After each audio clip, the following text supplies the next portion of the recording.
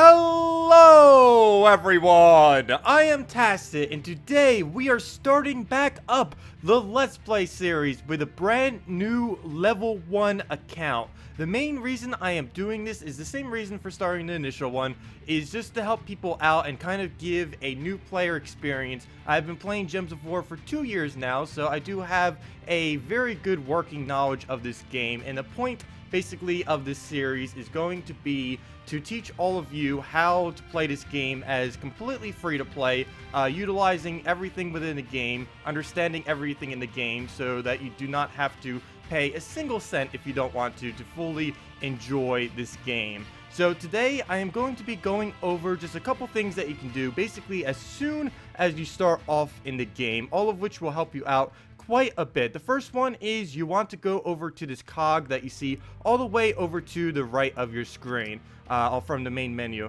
and you'll want to click this button right here, show spell and mana details. For right now I'm going to keep that off, and as you probably know, this is what your details look like when you have it off. As you can see, there's no number there, it's just a little blue sign of water, and same as our hero, it's just a little fire sign. But if we go over and click this option and make sure it is checked, what we will actually see is not the shop menu.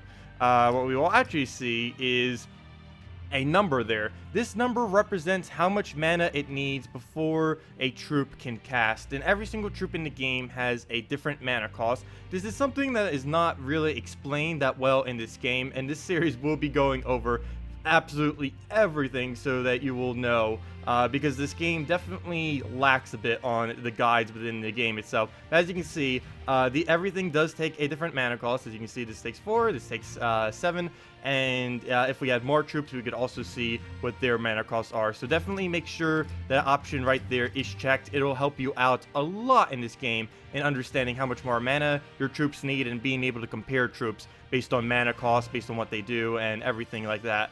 Some other important things that I do want to go over here are these links. There are two in particular that are very, very useful. The first one is the forums. This is the main Gems of War forums where everyone posts everything. If you ever have a question, all you have to do is make an account here, go to new topic, just type in whatever, and there will definitely be a lot of people who will be able to reply to your message. Gems of War, one really good thing about it is it has very active developers, a very active community, and they will answer you within probably like an hour, maybe even sooner. And another link that is very important over here is the support link. Support is also really great in this game. They normally reply back in about 24 hours, sometimes about 2 days or so. Depends how busy they are. But all you have to do is go to that link and then click submit a request.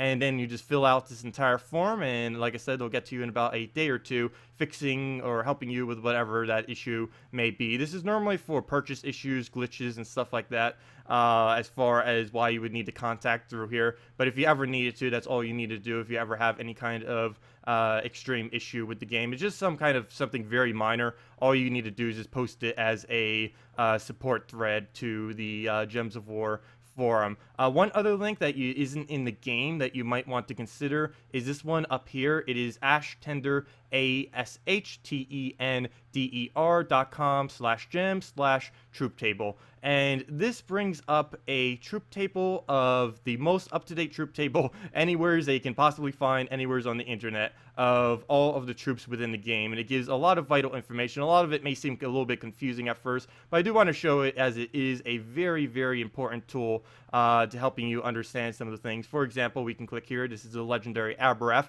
and we can see absolutely all the details, all of his leveling, what he gets whenever he ascends, how much trait stones all of his traits do, how much they cost, what they do, what his magic scales off of, and a lot of other things, all of which I will explain later in greater detail. But it is a really, really good up-to-date resource with a lot of information on it that you may want to consider checking into. And now, one other thing that is very, very, very, very, very, I cannot say it enough, very crucial that you do when you first start on in the game, regardless of how casual you plan on playing this game, is to join a guild. Even if you don't want to play multiplayer at all or anything like that, or communicate with anyone at all, you still want to join a guild. Guilds is one of the main things that help to make this game completely free to play if you were to choose so. And all you have to do is go over to this guild key and then click search. What you want to be looking for when you're going through this search are any of them that have a high number of members towards the 30. This is actually the most optimal we could possibly get.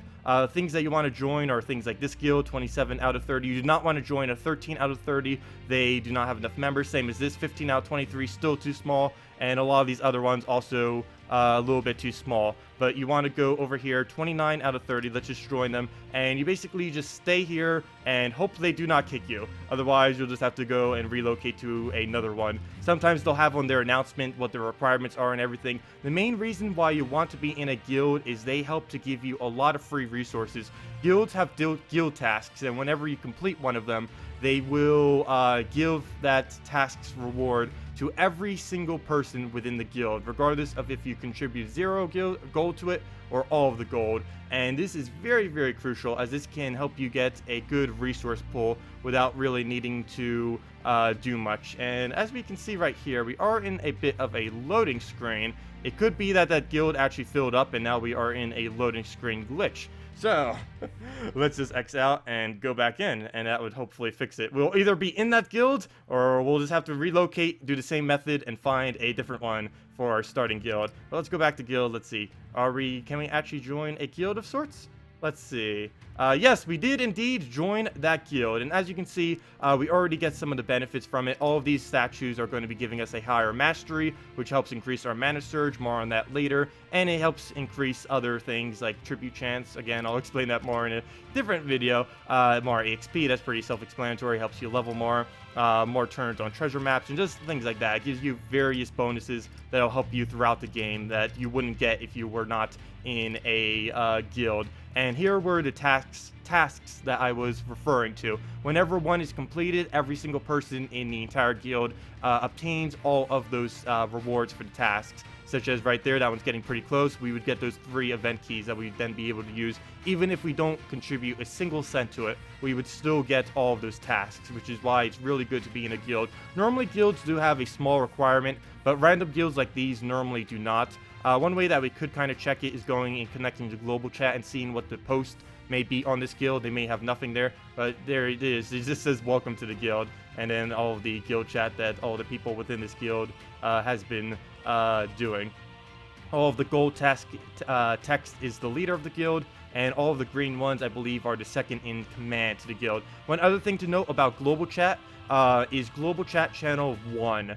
This isn't exactly the best place to ask for questions. You would normally want to save that for the forums. But as far as just small chatter and stuff about the game, and if you just had a really quick casual question, the chat channel 1 is normally a pretty good place. It's a little bit dead right now, as the time of I'm recording this is like 2 a.m. So for most people, that's not exactly a time people are on. But chat channel 1 tends to be pretty active at times. And if you ever needed something in a pinch, you could easily do that. Otherwise, just do the forum. And other than that, that's pretty much all you really have to do when first starting out. We will be covering so much more information on Gems of War in the rest of this series. But if you guys have any specific questions, feel free at the comment section of any of these videos just to leave whatever questions you may have, and I will get around to answering them. Anyways, that will do it for this video. I hope to see you all in the next one, and have a wonderful day.